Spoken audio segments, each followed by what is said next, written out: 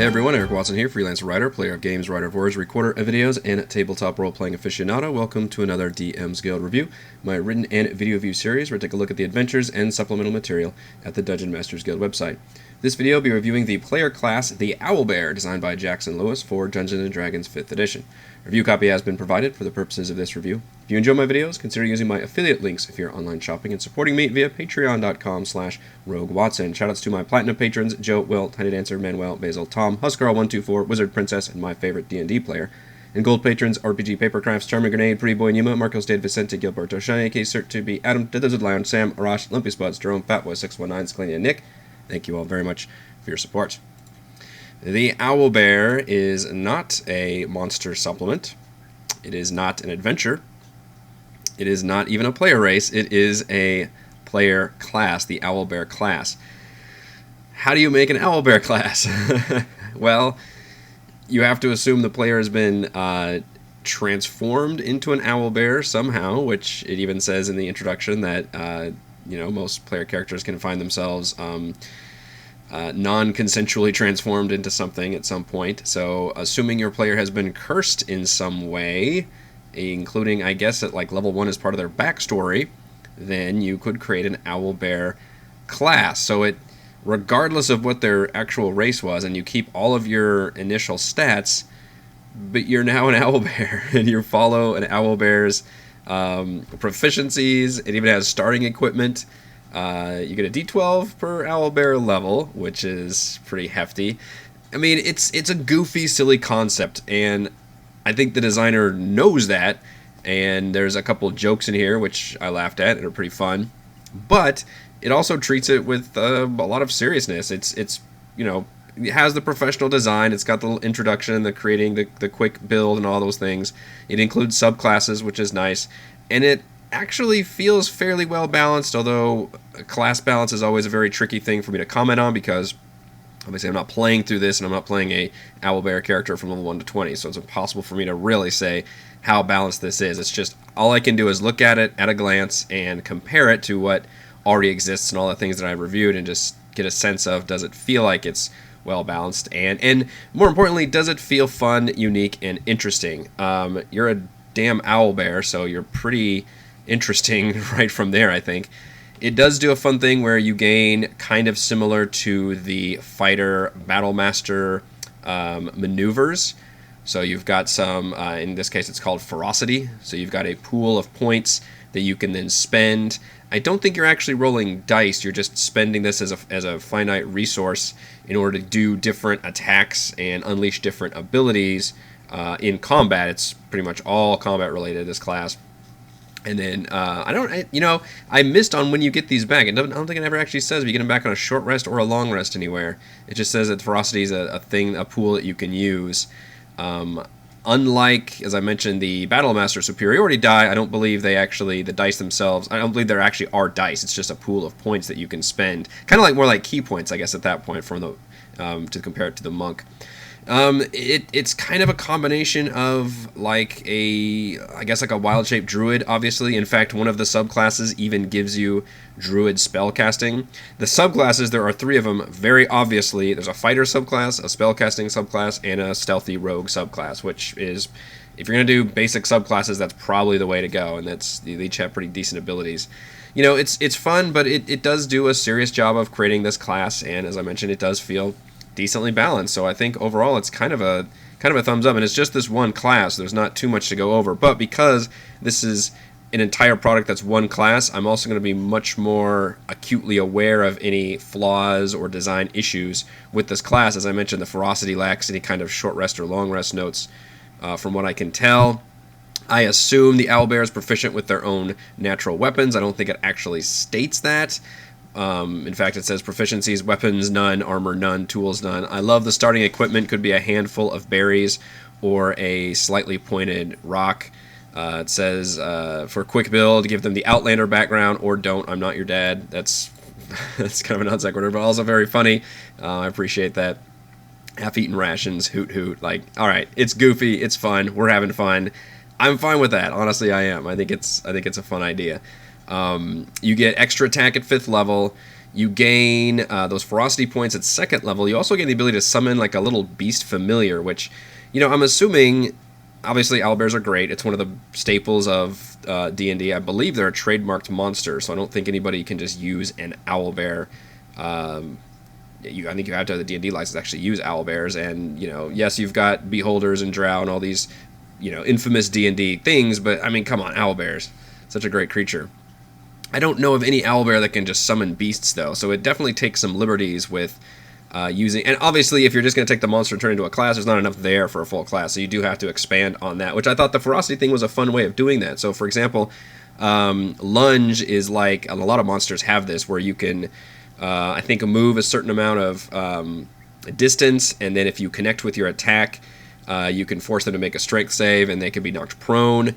I think you're using your ferocity point for that, or you can grapple people in your beak attack. So it does some fun things with the fact that you are this kind of large monster and you've got these extra abilities, but it doesn't let you just do them willy-nilly. You still have to expend that resource from your ferocity. I don't know about the summoning of the little beast thing, and a creature that it starts off as 1/8, and you can see there's multiple columns of abilities that you get that actually scale up, which is probably at least one too many. Most classes have one thing to keep track of, whether it's monk key points or sorcery points or barbarian rages or something. This one, you have your ferocity, you have the druid style like summoning of a creature that's that wild call that scales up as you level up, so eventually you can actually summon better creatures, but it's always going to be really low. I mean, it starts off at 1/8, which is giving you literally like a normal rat or something. By the time you get up to CR1, which is, I think, is that like direwolf we're talking at that point? Maybe a brown bear? You're level 11. So it's not even, it's going to be a lot weaker. And it still feels like a weird thing anyway. Like maybe you do gain animal friendship as like a once per thing. So I thought that would be better implemented, is because you're a beast, you can maybe, charm beasts or deal with beasts better. I don't necessarily agree with the ability to just magically summon a beast whenever you want. And then Blessings of Many, I think, is a take on I think it's just the one subclass of druid that can spend a spell slot as a self-heal when they're wild-shaped. That's kind of what this Blessing of Many is. It's just and I believe they get it every long rest. You gain just a one-time heal that you can spend, I think, on anybody, not necessarily just yourself, as just kind of an extra ability which kind of makes them a little bit more too much of being able to do a lot of different things. They're already good warriors. They've got a 1d12. Your AC is never going to be very good unless you have incredibly good dexterity, because it's you can't wear armor, and your natural armor is only 13 plus your dex, which is interesting. I would have thought we would have seen 13 plus dex plus con, which is, I think, how the barbarian lack of armor works. So your dex actually a little bit worse, but you are a giant beast with just a huge amount of hit points, and you've got this self-heal. So, excuse me, I'm still getting over a cough. That can kind of help offset that, I guess. Subclass wise, and then so similar to the druid wild shape, you don't gain magic attacks until 6th level. That's an actual ability that you unlock, which is to turn your natural weapons into magical. However, the designer does realize that, well, obviously, if you're playing some kind of bestial class, then you can't use magic items for the most part. Like, you're not wearing armor, you're not wielding weapons. So it does get over this by allowing you to basically still attune to weapons, and I think it's just weapons. I don't think it mentions armor, but you can at least absorb their abilities into your own natural weapons. So, for example, if you had a +1 sword, you can like attune to that and absorb it, and then your claws become +1, which is actually probably a pretty good way to balance that. I think, I don't know on the server. I mean, obviously, you're an owlbear class, you're going to really think outside the box, but that sounds pretty decent. Obviously, you can't use some of the properties, so it mentions. For example, you can't use, like, if something gives you your weapon, like the thrown property, you can't throw your, hands anywhere, but you can gain, like, extra lightning damage or whatever the different magical abilities are. So that's actually, I think, a pretty solid way to balance it. I love the name of the ability at 10th level. You can spend extra ferocity points to do an AoE fear, which is called Hoot Hoot Growl. That's fantastic. And the 3 subclasses I mentioned are Iron Pelts, which are the fighters, Green Beaks are the spellcasters, and the Black Paws are the rogues. You can kind of go along different paths for the owlbear that you want to be. The fighter seems a little bit broken because at 3rd level you gain straight up resistance to bludgeoning, slashing, and piercing from non-magical. That's extremely good A barbarian has to rage to get that, as far as I'm aware. And this one, there's no, you don't have to spend a ferocity for it. You just instantly have that always on. You always have resistance. That's very powerful. And at the same time, as part of the same trait called Domineer, whenever you reduce a creature to 0 hit points, you can spend 2 of your ferocity points to magically charm them. They have to make a whiz save, but then you can magically charm them. They gain some amount of hit points, and then they become charmed by you for 10 minutes, which I'm not quite sure what the level of that means. If it's charmed usually just means they're not hostile to you, but that doesn't necessarily mean they obey your every command. That's an entirely different ability. So that ability needs to be explained a little bit better. And on the other hand, I would just eliminate it altogether, because having the resistance is a huge advantage by itself, and then the two abilities don't really have anything to do with each other. And you keep getting more of these kind of passive bonuses. At 9th level, ranged attacks have disadvantage. At 13th, you have advantage on opportunity attacks. You're just a better fighter. So the whole charming thing was bizarre. Spellcaster, pretty obvious. You gain druid spells, which goes in hand with being, I think, a polymorphed owlbear. So you would gain some more druidy spells. You also gain some pretty nice abilities, like giving yourself the equivalent of like a bark skin, and you can summon a lesser owlbear at a much higher level. And the Black Paw is a rogue. You can spend ferocity, and again, I like that it uses that same system of, hey, you've got this pool of points, here's what you use to fuel all of your abilities, and I appreciate that a lot of these later subclasses use those points. Like for the Spellcaster, you can use the points like sorcery points, where you can regain spell slots. For the rogue, you can use your points to take the hide action as a bonus action. In other words, you have like kind of a similar cunning action ability, and you gain advantage on being hidden.